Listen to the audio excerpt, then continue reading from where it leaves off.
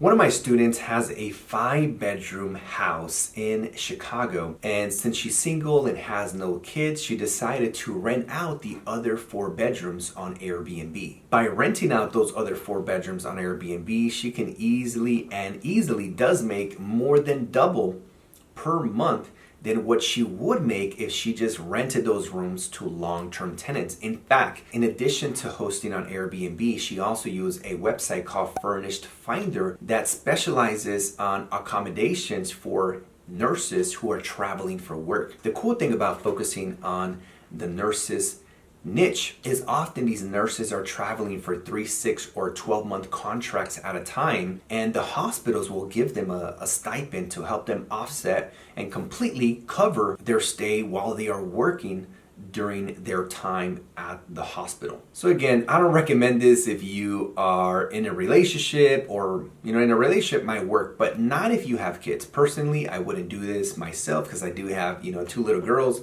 And that would just be really awkward, and I don't think that's a great idea. But again, if you are single, especially if you don't have kids, this could be a great opportunity. And I know some people are going to be like, well, look, there's cycles out there and really weird people. But look, we are living in the social proof economy. If you are a host and 100 people said that you are an amazing host, and they all gave you, let's say, an average of 4.9 as a review on their experience staying in one of the bedrooms that you offer, then it must be a good experience. On the other hand, you as the host can see the reviews that other people have mentioned about these guests. And if they have 5-star reviews and they said, hey, this guy, Jorge, is really clean, really nice person, professional, was easy, to be around and to talk to, then guess what? It must be true. On the other hand, if you find someone who has a brand new Airbnb account, who hasn't verified their government ID,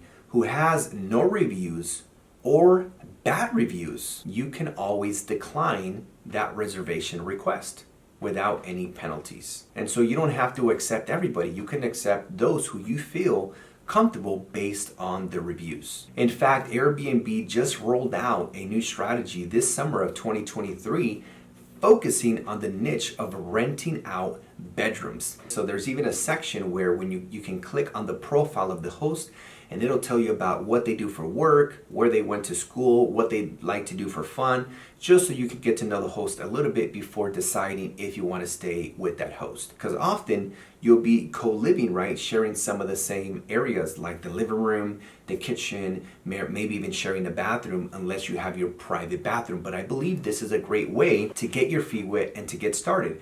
Nowadays in 2023, there are so many people that want to get out of their 9-to-5. They want to get out of the rat race. They want to become financially free. They want to get those 40 to 60 hours back in their life so they can travel more, live life on their terms. But they might feel that, renting an entire house or buying a house is very risky, maybe for their financial situation. But what if you started by renting out bedrooms, build your confidence, build your reviews to superhost status, build your savings, then you can go and implement the subleasing strategy where you rent a property, re-rent it on Airbnb as an entire house hosting larger groups of people, and now you could potentially make a lot more profit. But starting with the bedrooms is how you can get started. In fact, this is exactly how I got started. I was trying to buy a house in 2011, realized I couldn't because at the time the bank that I went to only had a program where you needed 2 years of tax returns. I only had one for my business, so I had to wait another year. But in the meantime, I rented a 3-bedroom apartment. I rented 2 of the rooms, and that allowed me to pay less than if I just rented a 1-bedroom on my own. But obviously I got that experience because I needed to create lease agreements, even though I made them on